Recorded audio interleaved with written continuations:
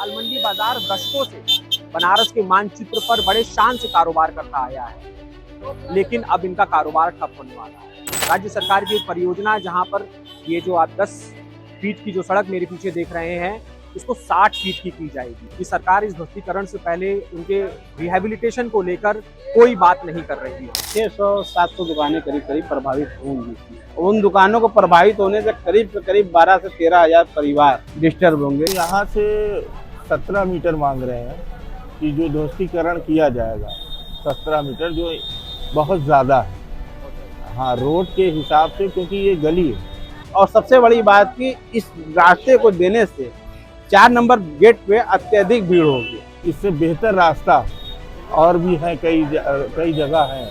विकल्प खुला हुआ था, लेकिन सरकार ने पता नहीं क्यों, क्या मंशा थी इसके कि यही रास्ता चिन्हित किया गया और यही रास्ता अपना रही है, जो कि गलत है। मुआवजा सरकार ने वोट के मुंह में जीरा तय किया है। कोर्ट द्वारा मदद लेना चाह रहे हैं और ले रहे हैं। अगर तो ये रास्ता कोदी चौकी से दिया जाता, जिनको गंगा घाट जाना होता वो दाहिने चले जाते, जिनको विश्वनाथ मंदिर धाम जाना होता तो बाएं हाथ चले जाते। इसके बारे में तो सरकार ही को सोचना चाहिए कि हम लोग कहाँ जाएंगे। कोई हम लोगों की कहीं पे विस्थापित करें हम लोगों को। बनारस गलियों का शहर है और इन्हीं गलियों में बनारस की आत्मा बसती है। ये जो गली आप हमारे पीछे देख रहे हैं और जो इसके इर्द गिर्द दुकानें हैं, इसे दाल मंडी बाजार कहते हैं। दाल मंडी बाजार दशकों से बनारस के मानचित्र पर बड़े शान से कारोबार करता आया है, लेकिन अब इनका कारोबार ठप होने वाला है। कारण है राज्य सरकार की एक परियोजना जहां पर ये जो आप 10 फीट की जो सड़क मेरे पीछे देख रहे हैं, इसको 60 फीट की जाएगी।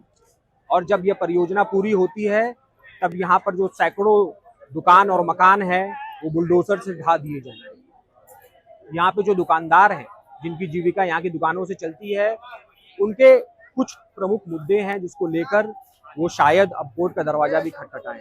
उनका ये कहना है कि सरकार इस ध्वस्तीकरण से पहले उनके रिहेबिलिटेशन को लेकर कोई बात नहीं कर रही है।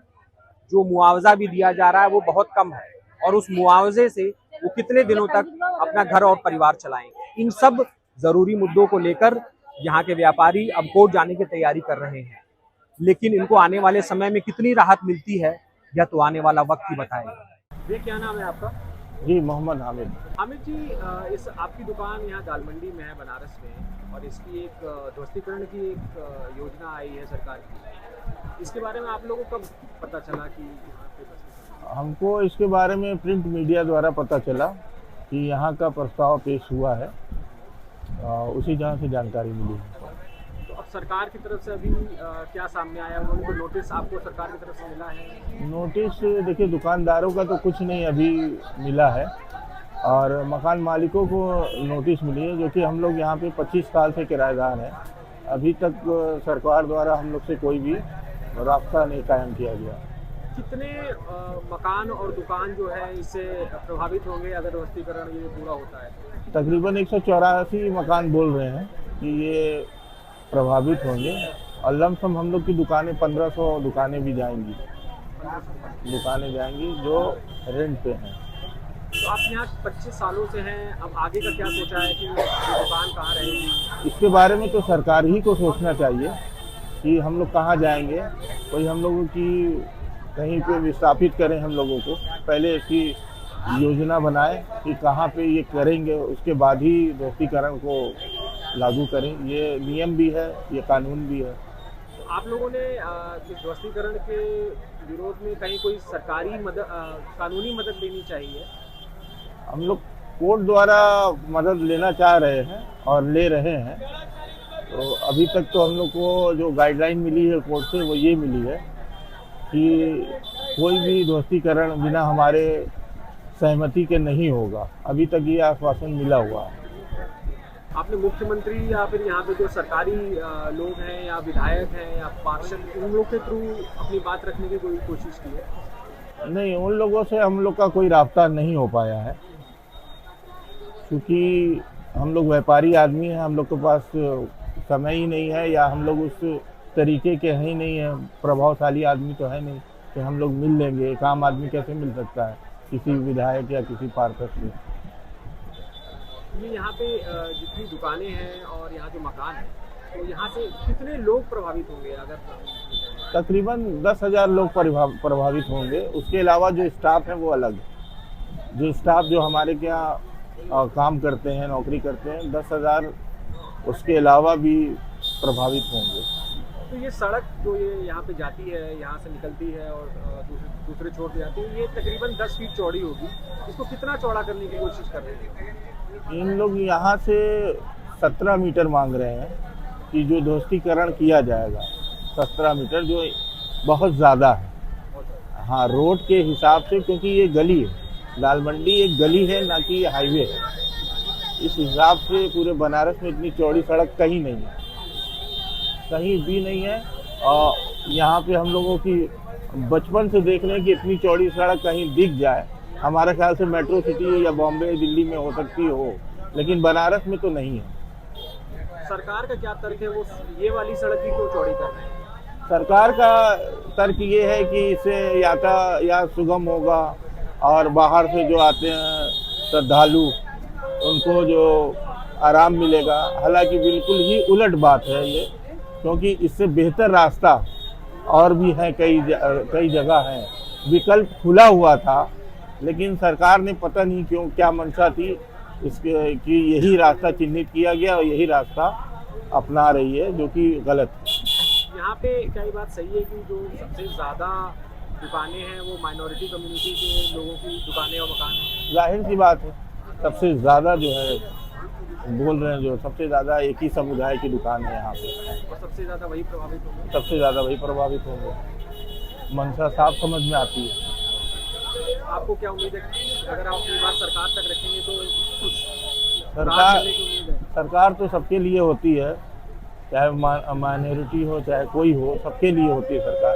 सरकार को हमारा पूरा ध्यान रखना चाहिए इस चीज़ के लिए कि हमारे पास रोज़गार नहीं होगा तो हम कहाँ जाएंगे और क्या करेंगे, हमारा मुस्तकबिल क्या होगा, हमारे बच्चों का मुस्तकबिल क्या होगा।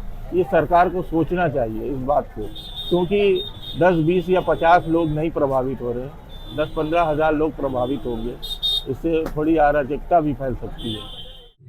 क्या नाम है? अख्तर अली नाम है हमारा। अख्तर अली जी, ये दालमंडी में आपकी दुकान है और यहाँ पर एक ध्वस्तीकरण की परियोजना है सरकार। इस परियोजना के बारे में आपको कब पता चला? करीब 4 महीना हो गया, 4 महीना करीब हो गया जो हम लोग को जानकारी हुई है। शुरुआत में इस परियोजना के अंदर कितनी दुकानें और कितने मकान जो है देखी?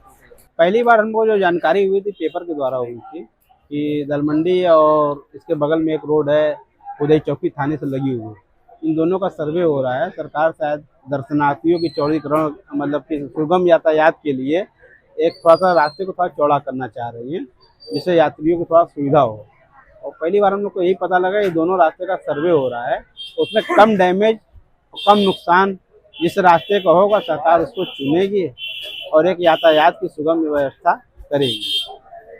लेकिन सरकार ने तो वो रास्ता चुना जहाँ पे सबसे ज्यादा डैमेज और सबसे ज्यादा लोग प्रभावित हुए। सरकार ने ये क्यों चुना है तो सरकार ही बता सकती है। डैमेज तो सबसे जाहिर सी बात है, बनारस में तो सबसे घना इलाका माना जाता है, नई सड़क से लेकर के दालमंडी का माना जाता है। कितने मकान और दुकान प्रभावित हुए? सरकार का जो आंकड़ा 187 मकान का उन्होंने जो है आंकड़ा बताया है, करीब वो सही लगता है। और दुकानों की जो बात है जो प्रभावित होंगी, दुकानें कम से कम इसमें जो है 600-700 दुकानें करीब प्रभावित होंगी। इसमें 600-700 जो प्रभावित होंगी दुकानें वो बता रहे हैं। उन दुकानों को प्रभावित होने से करीब 12 से 13 हज़ार परिवार डिस्टर्ब होंगे। जैसे कि हम लोगों के जो वर्कर वगैरह भी जो हैं, स्टाफ वगैरह हैं, सिलाई करने वाले हैं, काम करने वाले 10,000 के ऊपर 10-12 हज़ार के ऊपर करीब परिवार डिस्टर्ब इससे हो, जिनकी रोजी रोटी पे एकदम से ब्रेक इसको कहते हैं, एकदम से बेरोजगार हो जाएंगे वो। ये समझ लीजिए ये है। ध्वस्तीकरण के विरोध में आप अपने किसी सरकारी महकमे या फिर यहाँ पे लोकल स्थानीय नेता है उनके पास अभी तक आप लोग पहुँचे हैं? देखिए, हम अगर से लोकल नेता और जो सरकारी महकमा जो कह रही हैं, पहले देकर के लोकल नेता हमारे पार्षद जी, हाँ, और लोकल जो है नेता में जो है हमारे विधायक जी, जो हमारे क्षेत्र के ही हैं और क्षेत्र के रहने वाले भी हैं, क्षेत्र के रहने वाले भी है और दोनों लोगों को आंकलन भी मालूम है कि इस क्षेत्र को प्रभावित करने में कितने लोग प्रभावित होंगे और उस क्षेत्र को प्रभावित करने में कितने लोग प्रभावित होंगे। जाहिर सी बात है, गली काफी लंबी है, एक तो ये गली है काफी लंबी और काफी घनी है। और वो जो कुदई चौकी वाला जो मार्ग था उसपे मुश्किल से 25 से 30 मकान जो है डिस्टर्ब होते हैं, दुकानें भी कम डिस्टर्ब होती हैं, सरकार का मुआवजा भी कम देना पड़ता। और सबसे बड़ी बात कि इस रास्ते को देने से 4 नंबर गेट पे अत्यधिक भीड़ होगी। भाई जो लोग प्रभावित हो रहे हैं वो तो हो ही रहे हैं, इनका रास्ता जो बनाने का जो चौड़ीकरण रास्ता है, तो ये सारे जिनको गंगा घाट जाना है वो भी 4 नंबर गेट से ही होकर के जाएंगे। अगर तो ये रास्ता कुदई चौकी से दिया जाता, जिनको गंगा घाट जाना होता वो दाहिने चले जाते, जिनको विश्वनाथ मंदिर धाम जाना होता वो बाएं हाथ चले जाते। क्या लगता है कि ये दालमंडी वाला ही गली को चुना गया? तो ये सरकार की मंशा है और हमारे लोकल विधायक और लोकल पार्षद जी इसका भरपूर और बढ़िया से जवाब दे सकते हैं। भाई कोई चीज अगर तक कम हो रही है, कम लोग प्रभावित हो रहे हैं, बेहतर वो है या ज्यादा से ज्यादा लोग प्रभावित हो रहे हैं, ज्यादा परिवार डिस्टर्ब हो रहे हैं, वो है। हम ये सवाल तो उनसे कर सकते हैं ना, और ये उनको खुद से सोचना चाहिए। वो बाहर के भी नहीं है, वो इसी क्षेत्र के पले बढ़े, यहाँ से ही राजनीति चालू उन्होंने की है, वो तो हमारा दर्द समझ सकते हैं ना। यहाँ पे ये कहना सही होगा कि ज्यादातर दुकानें और जो मकान है वो मुस्लिम कम्युनिटी या माइनॉरिटी कम्युनिटी के लोगों की है। 98% हम बता रहे हैं, 98%। मुआवजा क्या तय किया है सरकार ने? मुआवजा सरकार ने वोट के मुंह में जीरा तय किया है, कि मुआवजा लेके हम करेंगे भी क्या। सबसे बड़ी बात ये है, सरकार जो मुआवजा देगी लेके हम करेंगे क्या। हमारी पुश्तों से यहाँ दुकानें हैं, पुश्तों से मकान है यहाँ पर। आज के डेट में अगर से यहाँ पे दुकान हम लोग की मान लीजिए सरकार तैयारी खत्म कर दिया जाए, मकान खत्म कर दिया जाए, तो आदमी जाएगा कहाँ। ठीक है, सरकार की एक परियोजना आई है, सरकार की परियोजना आई है, सरकार अगर ऐसा चाह रही है तो उससे हम लोग भाग नहीं रहेंगे, हमारी दुकान इसी इलाके में कुछ दूरी पे, मतलब इसी परिधि के अंदर 7 किलोमीटर परिधि के अंदर एक मार्केट हमारी आबाद कर दी जाए, स्थापित कर दी जाए। भाई हमारी जो माल वगैरह है, हमारे जो स्टाफ वगैरह है, हमारा परिवार जो है जिससे हमारी रोजी रोटी चलती है, जिससे हमारे परिवार का सारा खेल चलता है, वो हम लोग जाके वहाँ पे शिफ्ट कर लेंगे। हम पैसा लेके करेंगे क्या। प्राधिकरण के जो लोग आ रहे हैं उनसे विस्थापन के बारे में तो कोई ऐसी बात नहीं, वो लोग आए नहीं, उनका को तो कोई प्रस्ताव नहीं है। वो लोगों ने जब आए हैं तो उन लोगों ने उनसे अपनी बात कही है। भाई हम लोग मुआवजा लेके करेंगे क्या, मुआवजा लेके हम कहाँ जाएंगे। मुआवजा लेकर के 4-6 महीने हम लोग खा जाएंगे। तो ये मुआवजा दुकानदारों को मिल रहा है? अगर जो रेंट पे, जैसे मान लीजिए अगर आप यहाँ रेंट पे हैं तो आपको मुआवजा मिलेगा? नहीं, अभी तो हम लोगों की कोई बात ही नहीं की जा रही है। अभी तक जो नोटिस लगी है या कुछ लोगों को बुलाया जा रहा था, शायद उन्होंने कैंप लगाया था, वो मकान मालिकों को बुलाया जा रहा है। नोटिस जो लगी है वो मकान मालिकों को बुलाया जा रहा है, दुकानदारों को तो बुलाया नहीं जा रहा है। आगे क्या लग रहा है, क्या स्थिति होगी? आप भाई हम तो यही चाहते हैं, सरकार जैसे कहती है सबका साथ, सबका विश्वास, सबका साथ। भाई हम तो सरकार के साथ हैं, बस सरकार से हमारी यही गुजारिश है कि भाई सारे आवाम के साथ हम भी आवाम हैं, और जो बेहतर से बेहतर हो सकता है आप वही करिए, बेहतर से बेहतर जो हो सकता है वो करिए। द वायर के और वीडियोस देखने के लिए सब्सक्राइब करें और बेल आइकन पर क्लिक करें। स्वतंत्र पत्रकारिता की आर्थिक मदद करने के लिए डिस्क्रिप्शन में दिए गए लिंक पर जाएं और अपनी राशि चुनें।